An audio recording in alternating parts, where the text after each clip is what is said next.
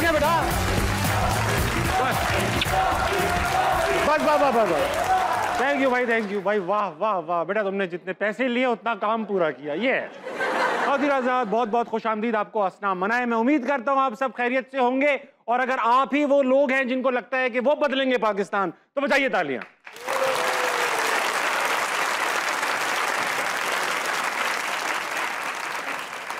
चौधरी हजरात, आज के जो हमारे गेस्ट हैं एक इंतहाई दिलचस्प और मंझे हुए पॉलिटिशियन है। आपने अपने दौर इख्तिदार में बड़ी बड़ी मिनिस्ट्रीज को लीड किया है, इसके साथ साथ पाकिस्तान के एक बहुत बड़े बिजनेस टाइकून भी हैं। आपकी बनाई हुई प्रोडक्ट्स, शायद कोई ही ऐसा शख्स हो जिसने पाकिस्तान में आपकी बनाई हुई कैंडीज और टॉफीज बचपन से लेकर आज तक ना चखी हो। अपनी बातों से सबको कर देते हैं कायल। Put your hands together for Miftah Ismail. Sir welcome. Miftah भाई, वेरी नाइस। मिफ्ताह भाई, शो की रिवायत है जो भी गेस्ट आता है शेर सुनाता है। आप शेर सुनाएंगे या आप शेर मना है आपको सुनाना? अगर आप इजाजत हो तो 2 शेर सुना देता हूँ, क्योंकि इतने अच्छी सी तालियां बजाई हैं उन्होंने। उनके देखे से जो आ जाती है मुंह पे रौनक, वो समझते हैं कि बीमार का हाल अच्छा है। वाह, उनके देखे से। दूसरा हो जाए। ये मुझे चैन क्यों नहीं पड़ता, एक ही शख्स था जहान में क्या। वाह, ये मुझे चैन, बैठी तशरीफ रखी है। एक ही शख्स था जहां में क्या। पहला शेर ज़ाहिर गालिब का था, दूसरा जॉन एलिया जॉन एलिया का था, बिल्कुल ऐसा ही है। अच्छा मिफ्ताह भाई, मैंने सुना कि जब से आपने मिनिस्ट्री छोड़ी, मुस्लिम लीग नून से किनारा कशी इख्तियार की, तो वजन गिर गया। क्या वजह थी? खाना छूट गया या मौके कम मिले खाने के? नहीं, वजन तो अल्लाह की मेहरबानी से बढ़ ही रहा है। अच्छा, बढ़ रहा है। और आपके शो पे आने से पहले मैंने कोशिश की कि वजन कम करूं, कि ये वाले कैमरे से जो है ना वो बड़ा वजन बुरा नजर आता है।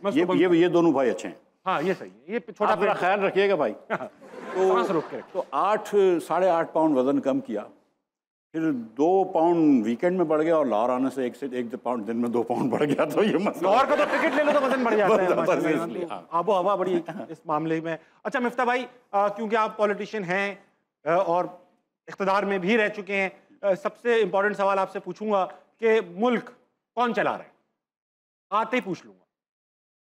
पूछ लीजिए, कौन चला रहा है? ये सब जानते हैं, अल्लाह चला रहा है यार, ऊपर वाला चला रहा है। खामोश बैठे, सुन बैठे में बच्चे। अल्लाह के बाद कौन चला? जमीन पे आके बात करें, कौन चला? अल्लाह ने बड़े वसाइल बनाए, जरिए बनाए हैं चलाने के।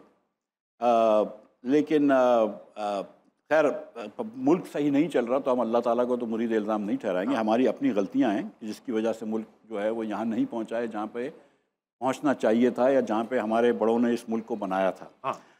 तो उसमें सियासतदानों का भी किरदार है, इदारों का भी किरदार है, हम सबकी मुश्तरका गलतियाँ। मिनासुल कौम अल्लाह की मेहरबानी से सब ने गलतियाँ की, सब ने गलती, यानी जो चला रहा ठीक नहीं चला रहा। अब जब एक ये बच्चे हैं, कुछ स्टूडेंट्स हैं यूनिवर्सिटी के, कुछ और दीगर होंगे, जब पाकिस्तान का एक यंग पर्सन 30 साल का, जैसे खातून हो या मर्द हो, वो मैट्रिक भी पास करता है, इंटर भी पास करता है, बीए भी पास करता है या करती है, उसके बाद नौकरी भी करते हैं, और सुबह से शाम तक आप नौकरी करते हैं, और उसके बाद पूरे महीने के बाद जब आपको तनख्वाह मिलती है, उससे अगर बिजली का बिल नहीं भर सकते आप, उससे बच्चों की फ़ीस नहीं दे सकते आप, उससे आप गैस का बिल नहीं भर सकते, तो उस बच्चे की तो गलती नहीं है ना। उसने तो जाके जो माशरे ने उससे कहा कि बेटा स्कूल जाओ, स्कूल चला गया, कॉलेज जाओ, कॉलेज चला गया, यूनिवर्सिटी से भी डिग्री ले ली, नौकरी भी कर रहा है, हर चीज़ तो कही है इसने, ठीक है। तो अब मतलब अब अगर वो क्या करे, मतलब वो बिजली तो खुद सस्ती नहीं कर सकता है ना, और गर्मी आपने देख ली है। वो गैस तो खुद सस्ती नहीं कर सकता है, तो क्या खाना खाना छोड़ दे, चूल्हा चलाना छोड़ दे, क्या करें? बच्चों को क्या तालीम नहीं दिलाएंगे? तो हम सब मुरीद इल्ज़ाम है, और इदारे भी मुरीद इल्ज़ाम है, जज साहिबान भी मुरीद इल्ज़ाम है। किसी ने यहाँ पे जब भी मौका मिला है ना, वो कभी वो हमारे इदारे बोल के आपने बहुत सारी चीज़ें कवर कर ली। सर आजकल वैसे मुझे शौक नहीं है कहीं शुमाली इलाका जात वगैरह, तो गुजारिश मेरी ये है कि मैं सबको कह रहा हूँ, जज का भी इदारे और फौजियों की भी गलती है इसमें। अगर आप ये कहते हैं, देखें इस पाकिस्तान के अंदर 58 से 70 तक मार्शल्लाह रहा है। हमने फातिमा जिन्ना को इलेक्शन हरा दिया पाकिस्तान में, हमने फातिमा जिन्ना को गद्दार कह दिया, ऐसा है इस मुल्क में अंदर, ऐसा है, ठीक है। तो उसके बाद तो फिर कोई बचा ही नहीं ना कि कायदे आज़म की बहन को आप गद्दार कह रहे हैं, तो अब फिर कौन बच गया? मियाँ साहब जो थे, जब वो सियासत में थे, आप उनके साथ बैठते होंगे मीटिंग बिल्कुल, में? बिल्कुल। शहबाज शरीफ बड़े तो अच्छे क्या आदमी। वाकई में ऐसा था कि वो बैठ कर मुल्क के बारे में परेशान होते थे? ईमान से, इसमें कोई डाउट नहीं है मेरे जहन में कि वो ना सिर्फ, मुझे तो पता है, मैं तो देखे हुए, हाँ। ठीक है, कि वो परेशान भी मुल्क के बारे में होते थे। जब 2012-13 में जब मियां नवाज शरीफ की हुकूमत आई, मैं उस ज़माने में लाहौर में रहता था, पंजाब बोर्ड का हेड होता था, तो घंटे पे घंटा लाहौर में लोड शेडिंग होती थी। आप लोगों को पता है, हाँ, बहुत लोड शेडिंग होती थी। मतलब 12 घंटे की लोड शेडिंग होती थी। पंजाब के गाँव में, सिंध के गाँव में, KP के गाँव में 18-18 घंटे की लोड शेडिंग होती थी। और आज भी सिंध के बहुत सारे अजला में 12-12 घंटे की लोड शेडिंग होती है।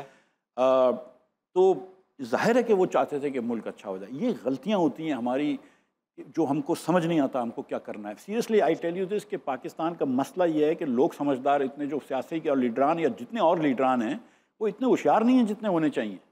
कॉम्पिटेंसी का मसला है। कॉम्पिटेंस का बहुत सीरियस मसला है। बहुत देर से ये लोग बैठे, इनकी तरफ चलेंगे, इनके पास सवालात हैं, मगर एक चीज क्लियर पूछूंगा स्ट्रेट, मुस्लिम लीग नून क्यों छोड़ी? छोड़ दी, निकाले गए, या आपने कहा कि यार अब बनता नहीं मेरा इधर? देखिए, मैं सच्ची बात है कि मैं खुली बातें करता था जब वजीर भी था ना। हाँ। मैं खुल के बोल देता था कि ये मसाइल हैं, ये मसला है, ये नहीं है, ये मसला है, ठीक है। ये आई वॉज वेरी क्लियर। जब मैं वजारत से हटा तो 1-2 मरतबा, पहली मरतबा जब डार साहब ने 5 रुपये पेट्रोल कम कर दिया और मुझे पता थी कि IMF से झगड़ा होगा, और डॉलर भी कम कर दिया था आते नहीं, तो मैंने कहा रेकलेस है ये। हाँ। उसके बाद मैंने 1-2 आर्टिकल भी लिखे, तो वो मुस्लिम लीग को भी पसंद नहीं आए, उनकी भी थोड़ी सी नाराज़गी हुई। और मैं ये समझता था कि मैं सियासी पार्टी का मेंबर हूँ, उनकी नौकरी नहीं करता हूँ। सही बात है, मैं नौकरी जो है वो सिर्फ हुकूमत पाकिस्तान की करी, किसी फ़र्द वाहिद की तो नौकरी नहीं करी है। तो जो मेरी मर्ज़ी आएगी मैं बोलूँगा। अगर किसी को पसंद है तो बड़ी अच्छी बात है, किसी को पसंद नहीं है तो मैं माज़रत करता हूँ। खुदा न खास्ता कभी बदतमीज़ी से बात नहीं करता हूँ, लेकिन अब मैं समझता हूँ कि इस उम्र में मुझे जो समझ में आता है वो बोल देना चाहिए। सही बात। अच्छा, आप मतलब आप अगर किसी को ताली बजानी तो बजा लो, इसमें शर्म की क्या बात है? अच्छी बात है, ताली बजनी चाहिए थी। आप एक बहुत बड़ी कंपनी के मालिक हैं, आपके अब एम्प्लॉयज़ होंगे अंडर, आपको हमेशा ऑर्डर देने का, ऑर्डर क्या मतलब आपको अपनी टीम से डेलीगेट करने का, काम करवाने का। एक इतने बड़े आदमी को जो PhD भी किया हुआ है, डॉक्टर भी बना हुआ है, अजीब सा ही लगता था कि यार मैं ले रहा हूँ ऑर्डर्स जिन लोगों से, शायद वो इतने कॉम्पिटेंट ना हो। नहीं, कोई बुरी बात नहीं। देखिए, प्राइम मिनिस्टर आपका बॉस होता है, इसमें कोई डाउट नहीं है कि प्राइम मिनिस्टर आपका बॉस होता है। वो आपसे कहता है, आप फाइनेंस मिनिस्टर होते हैं तो आप बहस जरूर करते हैं, आप PCC को हेड करते हैं। वो इसमें कोई मतलब मेरा कोई वर्किंग रिलेशनशिप में वो नहीं था। हर बात शहबाज साहब मेरी नहीं मानते थे, लेकिन हर बात मैं भी उनकी नहीं मानता था। अच्छा, ये था इतना? हाँ, वही, कोई मतलब नहीं कि मतलब आई अंडरस्टूड कि he is coming from the right place, in his heart he is right, ठीक है। और आई ऑल्सो अंडरस्टूड कि Miftah is also coming from the right place. लेकिन कोई चीज़ें जो है, मिसाल के तौर पे ये जो गंदम की प्राइस का हुआ था, हाँ। तो मेरे तो निकलने के बाद हुआ था, तो मेरा ये ख्याल था कि 3000 रुपये के ऊपर से ज़्यादा गंदम नहीं होनी चाहिए। तारिक बशीर चीमा साहब जो उस वक्त के फूड मिनिस्टर थे, उनका ये ख्याल था कि 3200 रुपये मन से ज़्यादा हुकूमत को प्राइस नहीं बढ़ानी चाहिए। ऐसे ही बता दूँ कि 2 साल पहले प्राइस थी 2200 रुपये गंदम ख़रीदने की, किसान से, फार्मर्स से, हुकूमत पंजाब, हुकूमत सिंध और वफाकी हुकूमत की। तो वो अचानक हुकूमत ने 2200 से बढ़ा के 4000 कर दी, 3900 रुपये कर, किसान को बेहतर करने के लिए। जो हमारे सियासी लीडरान जो एक बात नहीं समझ सकते, और ये कॉम्पिटेंस का भी फुकदान है, क्योंकि 6 महीने बाद वो होता है कि जब गंदम महंगी होती है ना तो आटा भी महंगा हो जाता है। हाँ, जाहिर बात। ये आप सबको समझ आती है ना बात कि गंदम महंगी होगी तो आटा महंगा होगा। ये बहुत सारे सियासतदानों को नहीं समझ आती कि गंदम महंगी होगी तो आटा महंगा हो जाएगा। तो सब बड़े खुश हैं कि आटा सस्ता हो गया, फिर बोलते यार ये गंदम किसने कम कर दिया, देखो ये स्कैंडल है। हाँ, तो भाई ये स्कैंडल नहीं है। आपने 2200 रुपये से 4000 रुपये करी तो आपको ये पता होनी चाहिए थी कि आटा महंगा होगा। जब आटा आप जब 3900 रुपये का आटा खरीद रहे हैं और 4600 रुपये का गंदम बेच रहे हैं, गंदम खरीद रहे हैं 3900 का, 4600 का बेच रहे हैं, तो आटा जो है 5000 5,500 रुपये पर मन हो जाएगा, यानी कि 150 रुपये किलो हो जाएगा। वो हो गया। फिर आपको परेशानी हुई तो केयर टेकर ने इम्पोर्ट शुरू कर दिया, अब प्राइस टूट गई। अब जब प्राइस टूट गई और आज पंजाब में और पाकिस्तान भर में रोटी सस्ती हुई है तो बड़ी हुकूमतें बड़ा खुश हैं कि देखो हमने रोटी सस्ती कर दी।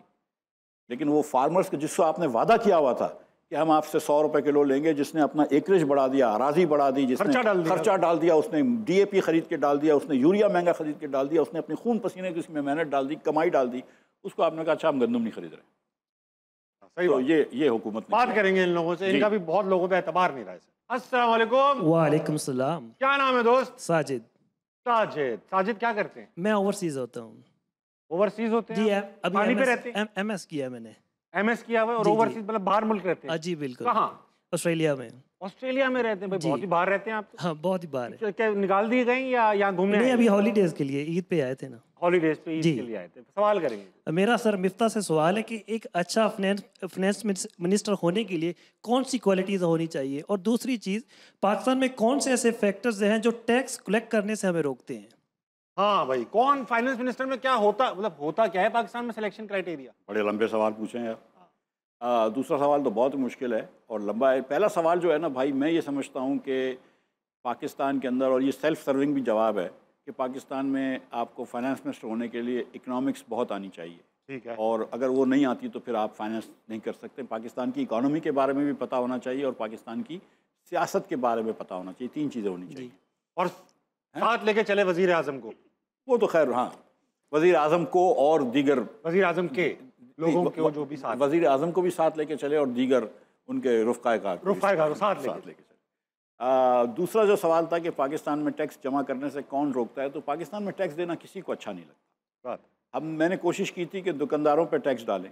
हाँ। पाकिस्तान में उस वक्त NTDC का सिस्टम है, 2 सिस्टम है, एक NTDC का और एक कराची इलेक्ट्रिक का।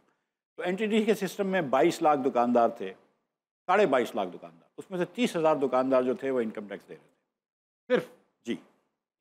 तो अब मैंने ये कहा कि यार 3,000 रुपये पर मंथ हर दुकानदार टैक्स दे दे। मेरी सोच ये थी कि पहले 3,000 सबसे टैक्स ले लें, उसके बाद सुनारों को मैंने अलग बुला लिया था, फर्नीचर वालों को अलग बुला लिया कि फिर इनसे अलग अलग ग्रेड्स के टैक्स ले लेंगे। लेकिन 3,000 तो बेसिक पंचर की दुकान वाला भी है ना, वो भी दे देता है। और सच्ची बात है कि अगर आप कहीं खड़े होते हैं तो इतना तो आप भत्ता भी दे देते हैं पुलिस वाले को, ठीक है, ठेले वाला भी दे देता है, लेकिन कोई टैक्स देना नहीं चाहता।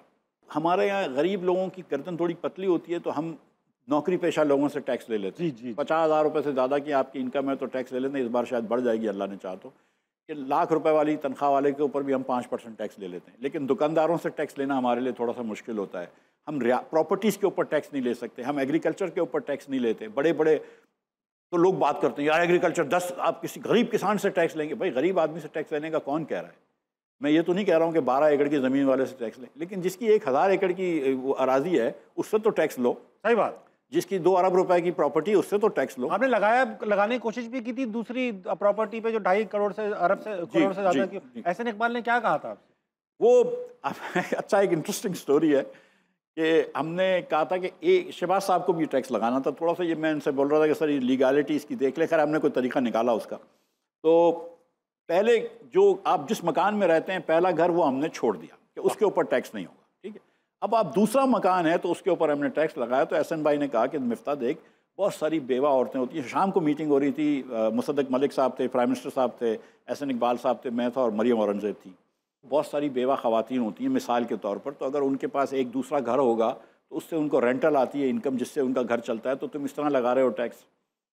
तो मैंने कहा एहसन भाई यूँ करते हैं 2.5 करोड़ रुपए की प्रॉपर्टी छोड़ देते हैं कि पहला घर आपका हो गया और दूसरे घर में 2.5 करोड़ रुपए तक की प्रॉपर्टी पर टैक्स नहीं लेंगे। उसके ऊपर तो टैक्स ले सकते हैं ना, अगर वो बेवा भी है और उसका एक अपना मकान है और दूसरी प्रॉपर्टी भी 2.5 करोड़ रुपए से ज़्यादा है तो उसके ऊपर टैक्स लग सकते हैं।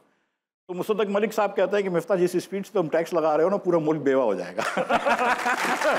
अगला कौन है? अस्सलाम वालेकुम। वालेकुम सलाम। क्या नाम है दोस्त? अदनान सर। अदनान, क्या करते हैं आप? Sir BSc civil engineering. अरे माशाल्लाह, को सवाल करोगे दोस्त? जी सर, मेरा सवाल मुफ्ता इस्माइल साहब से है। सर हम अपनी जितनी बकाया ज़िंदगी हमारी रह गई है, क्या उसमें हम पाकिस्तान को कर्ज़ों से पाक देख सकते हैं? अगर हाँ तो वो कैसे? देखिए, अल्लाह आपको लंबी ज़िंदगी दे। कर्ज़े से पाक तो पाकिस्तान को होना भी नहीं चाहिए, दुनिया का कोई मुल्क नहीं है। हम अगर कर्ज़ा लेकर स्कूलें बनाते हैं, यूनिवर्सिटीज़ बनाते हैं जिनसे बच्चों को अच्छी तालीम देते हैं, तो वो बच्चे बड़े होकर अगर अच्छे सिटीजन्स बनते हैं, पैसे कमाते हैं, मुल्क को टैक्स देते हैं, तो मुल्क को फ़ायदा होगा। तो वो कर्ज़ा लेने में कोई हर्ज नहीं है, ठीक है। आपने कर्ज़ा अमेरिका के ऊपर भी आज है, जापान के ऊपर भी आज है, चीन के ऊपर भी आज है, तो कर्ज़े से मसला नहीं है। हमारी जो मईशत है ना, उसका हजम कर्ज़े से तेज़ी से बढ़ना चाहिए। कि अगर आपका कर्ज़ा आज 70% है हमारी मईशत का या 75% है, लेकिन हमारी मईशत नहीं बढ़ रही, कर्ज़ा बढ़ रहा है, मईशत वहीं की वहीं खड़ी है, कर्ज़ा बढ़ रहा है, तो अगर कर्ज़ा बढ़ता रहेगा तो मईशत से भी ज़्यादा बड़ा हो जाएगा कर्ज़ा। और हम आज भी अपना सूद भी नहीं दे सकते, सूद देने के लिए हमको मज़ीद कर्ज़ देना पड़ता है। तो ये हम डेट ट्रैप में फंसे हुए हैं। तो हमको कम से कम अपनी मईशत तेज़ी से बढ़ानी चाहिए, कर्ज़ा आहिस्ते से बढ़ाना चाहिए, तो मईशत की मुनासिबत से कर्ज़ा कम हो जाए। वक्त हुआ एक छोटे से ब्रेक का, लीजिए वापस आइए। अस्सलाम वालेकुम, कहीं नहीं जाएगा। लेकिन मैं पैदा 59 साल का नहीं हुआ था। सही बात। मैं भी था 18 साल का, मैं भी 22 साल का था। अब मेरे बच्चे इस उम्र के हो गए, बल्कि मेरी बेटी तुझसे भी बड़ी हो गई। तो एक ज़माना था, अब जो है वो शौक सियासत का है। वो जो पूछ रहे हैं खवातीन का, आप उसमें थे काम में? May be I am born that वे।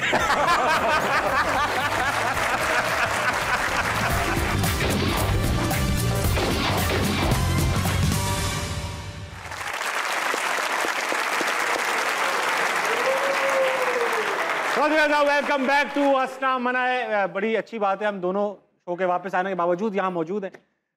चलते हैं, अभी ऑडियंस बाकी है सर, इनसे सवाल और लेंगे फिर आएंगे। कौन है हमारे पास? अस्सलाम वालेकुम। वालेकुम अस्सलाम। क्या नाम है आपका? जाबिद हसन। जाबिद हसन जी। जाबिद भाई क्या करते हैं? बीकॉम कर रहा हूँ सर। हो जाता है आपसे? Yes sir. कर लेते हैं? Yes sir. Very nice. कोई सवाल करेंगे? Yes sir. मेरा सवाल ताबी सर आपसे तो बिल्कुल नहीं है।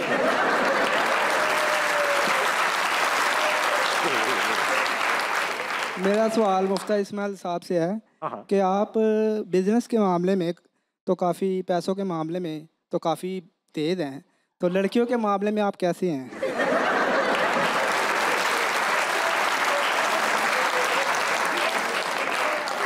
है नहीं, है नहीं, थे। कैसे थे? जवानी, एक बार जमाने में जवान भी थे आप।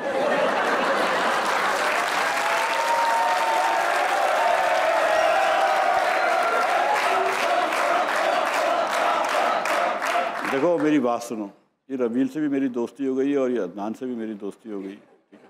तो ये दोनों जो है ना, ये वर्कआउट करते हैं, इनके आर्ट से नज़र आ रहा है।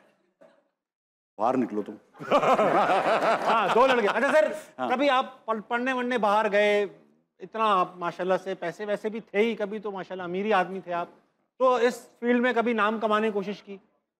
यार मेरी उम्र अब 59 साल है, लेकिन मैं पैदा 59 साल का नहीं हुआ था। सही बात। मैं भी था 18 साल का, मैं भी 22 साल का था। अब मेरे बच्चे इस उम्र के हो गए, बल्कि मेरी बेटी तुझसे भी बड़ी हो गई है। माशाल्लाह।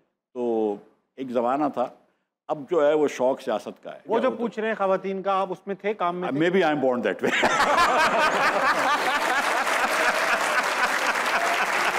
अपना जावेद भाई नाम था ना? जावेद भाई, आपका ध्यान है इस काम में? यस सर है। यार इनकी शक्लों से नजर नहीं आ रहा है आपको? मैं जावेद भाई से पूछ रहा हूँ। जावेद भाई से भी, इनसे भी, अदनान भाई से भी, मतलब आपको नजर नहीं आ रहा? पूरे क्राउड के नाम याद हो गए सर, है ना? सर सियासतदानों नाम याद नहीं करूंगा तो क्या करूंगा? कैसे पता? इनसे वोट लेने हैं, इससे भी वोट लेके आऊंगा।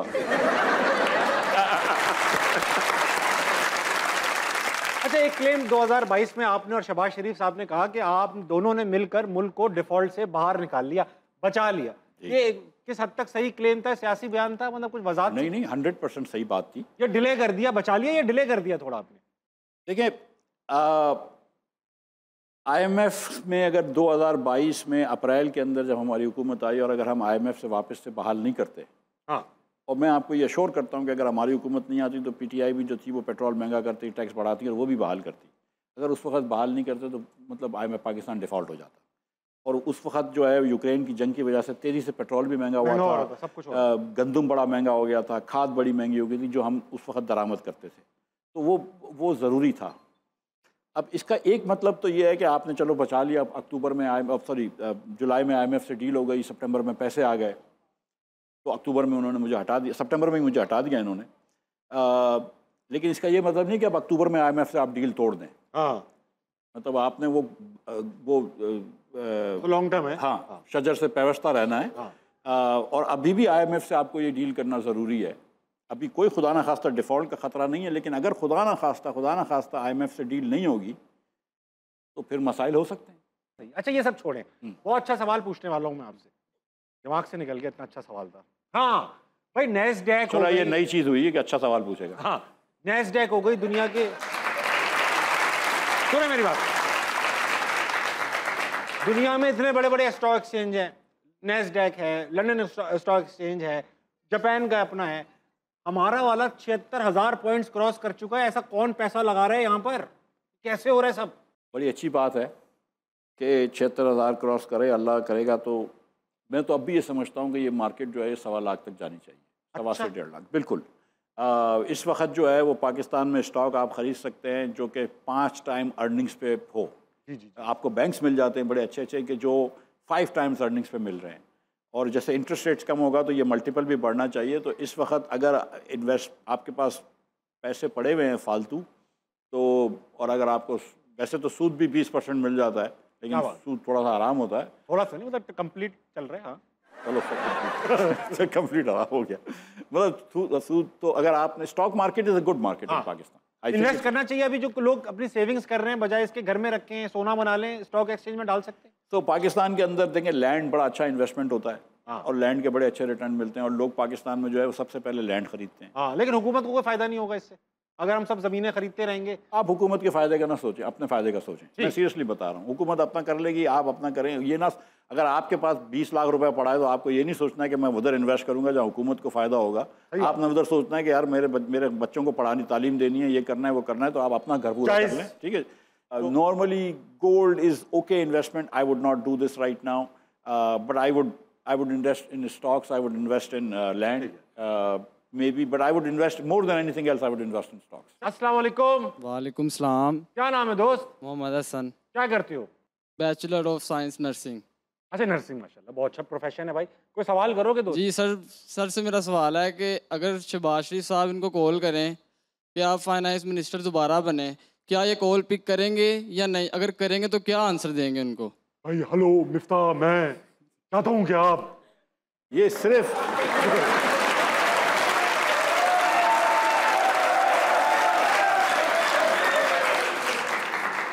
अगर वो मुझे फ़ोन करेंगे तो मैं ज़ाहिर है कि उनका फ़ोन उठाऊंगा। मुल्क का वज़ीर आज़म है, मेरा इज़्ज़त का रिश्ता है उनके साथ, और उनसे बात करूंगा। लेकिन जी नहीं, जवाब बिल्कुल नो है। मुझे सीरियसली सच्ची बात है कि उस वक़्त जब मुझे वज़ारत से हटाया था ख़जाने की, उस वक़्त भी दूसरी वज़ारत का मुझे कहा था, तो मैंने इनको रिफ्यूज़ कर दिया था और सवाल ही पैदा नहीं होता।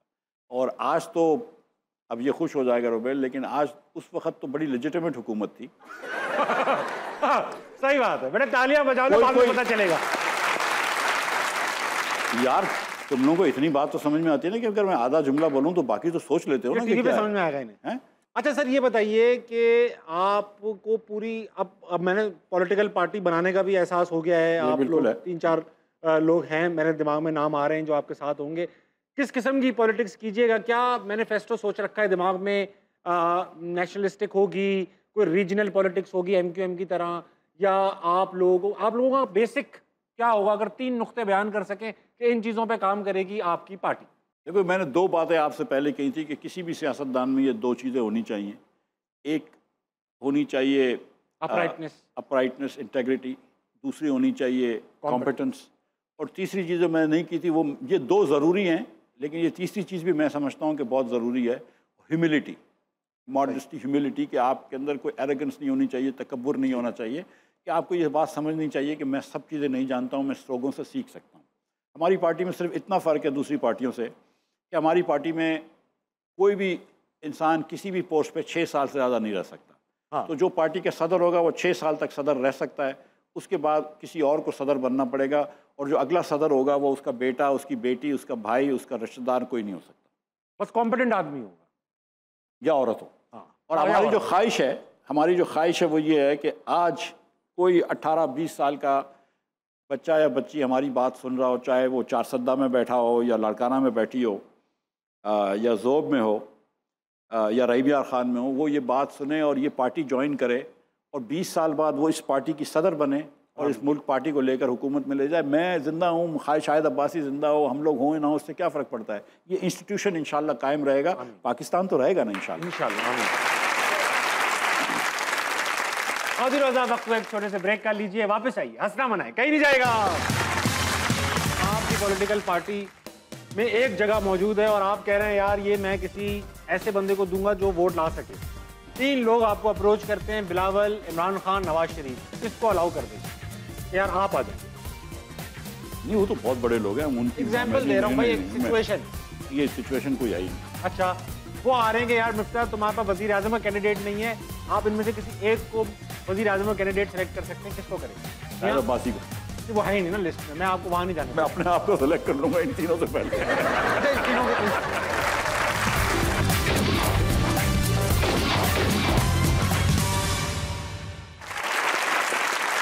वजीर वेलकम बैक टू अस्सलाम मनाए। मिफ्ता भाई, आज बहुत अरसे बाद ऐसा हुआ है कि कोई गेस्ट ऐसा है जिससे मैंने कोई गेम ना खेला हो, क्योंकि हमने बातें बड़ी इंपॉर्टेंट कर ली हैं और ये ज़रूरी भी थी, आम आवाम को सुनना चाहिए कि क्या क्या मसाइल हो सकते हैं।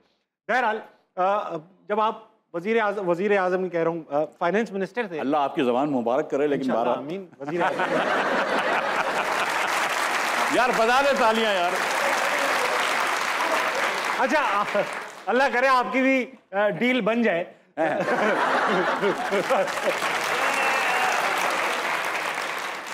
अगर आपके वोट से नहीं आए तो कभी भी नहीं आएंगे, कसम खा के बोल रहा हूँ। फिर ना ही समझे, छोड़े, कोई मसला नहीं है।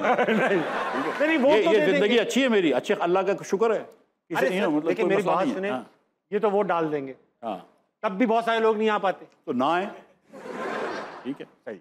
अच्छा, अब मैं आपसे सवाल ये पूछने वाला हूँ कि जब आप फाइनेंस मिनिस्टर थे तो मरियम नवाज जो थी वो आपको हर चीज़ में टैग कर दिया करती थी, जबकि वो उस वक्त कुछ भी नहीं थी, मतलब हुकूमत में नहीं थी। अब ये देखिए, किसी ने लिखा है कि state bank is not allowing, ये मेरे दोस्त हैं अली खजर, आप शायद गालिबन जानते हैं, मेरे भी दोस्त हैं जी, is allowing opening of LCs for import mobile phone kits, the industry is running short of mobile phone, 70% of local production is below 100 sets, 50,000 jobs of young boys and girls is on the stake. उन्होंने लिख दिया please see. और बहुत फिर इस पर लोगों ने मीम बनाना शुरू कर दी कि अब कोई भी काम होगा तो मिफ्ता प्लीज सी। अब देखो, प्लीज लुक एट दिस, आप कह रहे हैं जी आई विल। ये तो ऑफिस में इस तरह की ईमेलें होती थी, मैं अपने लड़कों को करता, please my mind gone to her village for weekend, my mate my package is still with दर्जी, I need the close except this. अब ये मिफ्ता इस्माइल को लोग टैग करते थे कि भाई मेरे कपड़े ले आओ, my car needs to be service, Mifta please look into this. ये एंजॉय करते थे, आपको पता चलता था, आपके बच्चे भी देखते होंगे सब। नहीं, मैं देखता था, एंड एक्चुअली आई मतलब सीरियसली देखिए, मैं मुस्लिम लीग वाले जो थे उनको तो थोड़ी सी लीडरशिप को बड़ी कंप्लेंट थी कि मिफ्ता बहुत हंसता रहता है। हाँ। तो उन्होंने मुझे हटाया, फिर वो जो नया वजीर आया वो खुद भी रोया, कौम को भी रुलाया, खुश हो गए।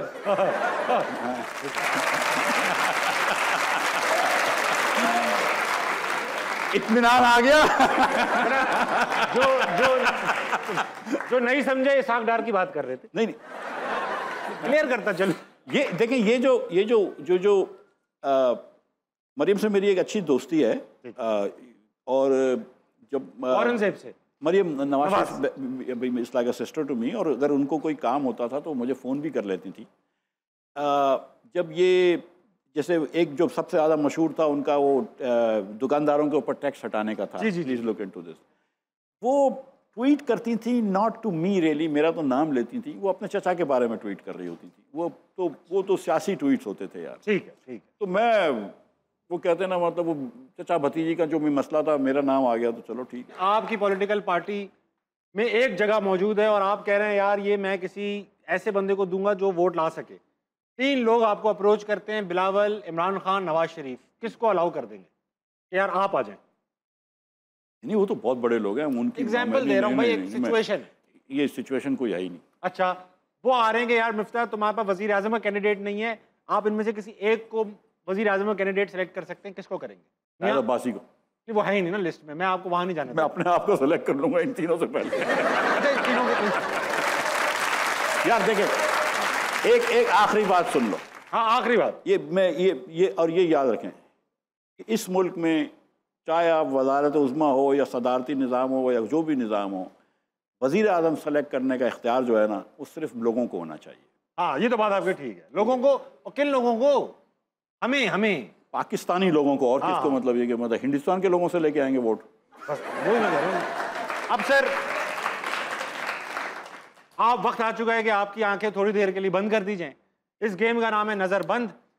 ये मास्क आपको पहनना पड़ेगा, मुझे नहीं पता कभी ये मौका पहले आया है कि नहीं। पहन, ये जहाज में कभी कभी पहनता हूँ। वाह, अब सर होगा, ये स्क्रीन सामने लगी, इस पर एक तस्वीर आएगी, ये लोग और मैं देख सकते हैं। तस्वीर किसी इंसान, चीज, जगह, कोई बिल्डिंग या फिर कोई जानवर या कोई लफ्ज भी हो सकता है। आपने सिर्फ सवाल पूछने में, आपको हिंट्स भी दूंगा and we'll get to it, ठीक है? तस्वीर लगाइए बेटा। ओए होए होए होए, सर आगे तस्वीर। ठीक है, हाँ, सवाल पूछूं? हाँ। तस्वीर किसी इंसान की है? नहीं, जगह है। अच्छा, कोई जगह है? जगह है। कोई शहर है? शहर नहीं है, शहर में ये जगह है। कोई मस्जिद है? मस्जिद नहीं है। कोई घर है? नहीं, घर भी नहीं है, शहर में और कई शहरों में है, हर शहर अपनी अपनी बनाए बैठा है, हर शहर अपनी अपनी बनाए बैठे, हर मुल्क का तकरीबन मतलब मेजर शहरों में अपना अपना है। कोई अदालत जैसे कोई जगह, अदालत नहीं है मगर इधर चीजें ऊपर नीचे होती हैं। कोई असेंबली है, असेंबली नहीं है, शोर शराबा, it's like a fish market. Assembly भी नहीं है। कई लोगों को रोड पे ले आइए जगह, और कई लोगों को रोड से घर में ले आइए जगह। आज एक स्टॉक एक्सचेंज दिखा रहे हो, स्टॉक एक्सचेंज एक और दिखाओ बेटा, अच्छी मुश्किल तरीन दिखाओ बेटा। ओए होए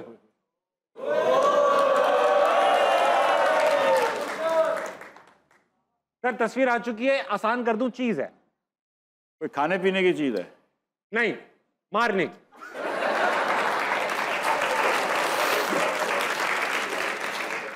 कोई बंदूक है? नहीं नहीं, पकड़ने की चीज है बेसिकली, पकड़ते हैं इसको। हाँ हाँ, हंटर टाइप की कोई चीज है वो? चाबुक नहीं, टाइप हंटर की? नहीं है, मगर इसकी जो तासीर है वो हंटर जैसी भी है।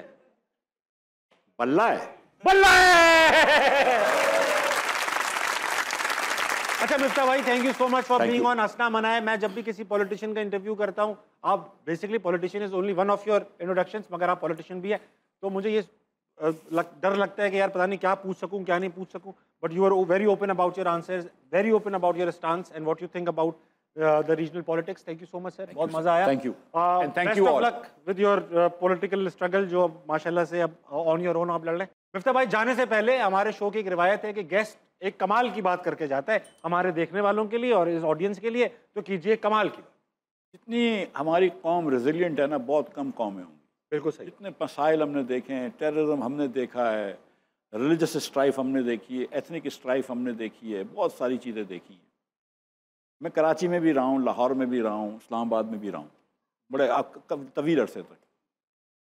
और हम बहुत समझते हैं कि हमारे एथनिक डिफरेंसेस हैं, कि पंजाबी और Sindhi and Muhajir and Pashtun and Baloch and all that. Seriously कोई डिफरेंस नहीं होता। अच्छा, पाकिस्तान में जो ओनली डिफरेंस है ना, जो लिंग्विस्टिक डिफरेंस है ना, वो उन लोगों में जो अंग्रेज़ी बोल सकते हैं और जो अंग्रेज़ी नहीं बोल सकते। क्या बात, ठीक। और पाकिस्तान में हमने 90% लोगों को, जो मिडिल क्लास भी नहीं है और अशराफिया भी नहीं है, उनको अछूत समझ के रखा हुआ है। गरीब लोग जा रहे होते हैं, उनके पैर में जूती नहीं होती है, हम नहीं बोलते ये तो फ़कीर का बच्चा है, फकीर की बच्ची। Change begins with us. Treat everybody nicely, Allah will treat you all nicely. Very well put sir. आज जल्दी सोइए, सुबह उठिए, पाकिस्तान के लिए कुछ बेहतरीन कीजिए और अपने इर्द गिर्द के लोगों के लिए खैर का बाइस बनिए। गुड नाइट, अल्लाह हाफिज़।